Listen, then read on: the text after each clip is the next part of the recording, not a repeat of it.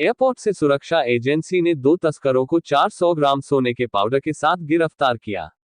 दोनों तस्कर बरेली से मुंबई की फ्लाइट पर बैठने के बाद वापस उतर आए थे। बाहर जाते वक्त संदेह होने पर दोनों की तलाशी ली गई तो एक युवक के जूते के सोल में 400 ग्राम सोना पाउडर मिला। दोनों को गिरफ्तार कर दोनों के खिलाफ थाना इज्जतनगर में एफआईआर दर्ज कराई गई है। रामपुर के टांडा थाने के कस्बा हाजीपुरा निवासी जुनैद व मोहल्ला राहूपुरा का आमिर सुहेल मुंबई जाने के लिए सोमवार को बरेली एयरपोर्ट पहुंचे थे। दोनों रूटीन चेकिंग और बोर्डिंग पास बनवाने के बाद फ्लाइट में बैठे, लेकिन कुछ देर बाद ही फ्लाइट से नीचे उतर गए। संदेह होने पर बोर्डिंग स्टाफ ने इसकी सूचना सुरक्षा कर्मियों को दी।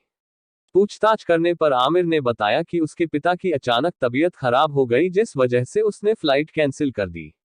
संदेह बढ़ने पर सुरक्षा कर्मियों ने दोनों की फिर से तलाशी ली। आरोपियों ने जूते के सोल में 400 ग्राम सोना पाउडर मिला।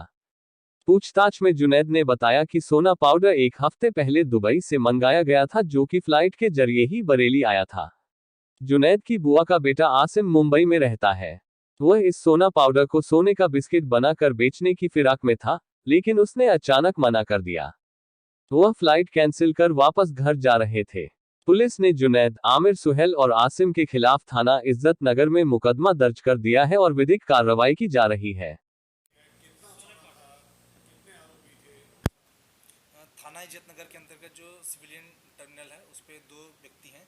एक व्यक्ति जुनैद पुत्र अब्दुल माजिद और दूसरा आमिर सुहेल पुत्र मोहम्मद मकसूद। ये दोनों ही रामपुर जनपद के रहने वाले हैं। ये दोनों फ्लाइट से मुंबई की फ़्लाइट से जा रहे थे और उन्होंने जब फ्लाइट में गए तो उसके बाद उन्होंने फ़्लाइट को बोर्ड नहीं किया और उसके बाद ये उतरकर बाहर जाने लगे। तो वहाँ उपस्थित जो हमारे पुलिसकर्मी थे उन्होंने पूछा कि किस वजह से ये वापस जा रहे हैं। तो उनके द्वारा जो बातें बताई गई वो बहुत संदिग्ध लग रही थी, विश्वसनीयता उसमें कम थी। तो फिर से और गहनता से पूछताछ की गई और उनके सामान को चेक किया गया तो उसमें से 400 ग्राम जो गोल्ड पाउडर फॉर्म में था उसको बरामद किया गया।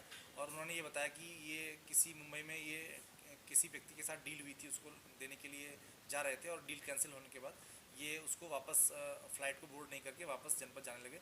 इसमें जो अन्य एजेंसियां हैं उनको सूचित किया गया है, इनकम टैक्स है, कस्टम्स है, और उनके द्वारा इसमें जो इनकम टैक्स है उनके द्वारा इसको सीज किया गया है और इसमें जो अग्रिम कार्रवाई है संबंधित विभाग के द्वारा इसमें की जा रही है। और दोनों ही व्यक्ति हैं, इनके द्वारा ये पूछताछ में ये भी बताया गया कि दुबई में इनके कोई जानने वाले रहते हैं, वहाँ से ये सोना वहाँ से लेके आए थे और इसको ये बेच कर कुछ उसमें अपना होटल या कुछ इस तरह से खोलने की इनकी योजना थी। इसमें और भी जांच की जा रही है और जैसे जो भी चीज़ें इसमें पाई जाएंगी उसके आधार पर कार्रवाई की जाएगी। ये जो एयरपोर्ट टर्मिनल है उस पर ये जब इन्होंने फ़्लाइट बोर्ड नहीं की और जब फ़्लाइट जाने लगी और उसके बाद ये फ़्लाइट बोर्ड ना करके वापस आ रहे थे तो पुलिस के द्वारा संदिग्धता से कि आप क्यों वापस जा रहे हैं, आपने फ़्लाइट क्यों बोर्ड नहीं की, तो उनके द्वारा जो बहाना बताया गया, जो चीज़ें बताई गई वो बहुत विश्वसनीय नहीं थी।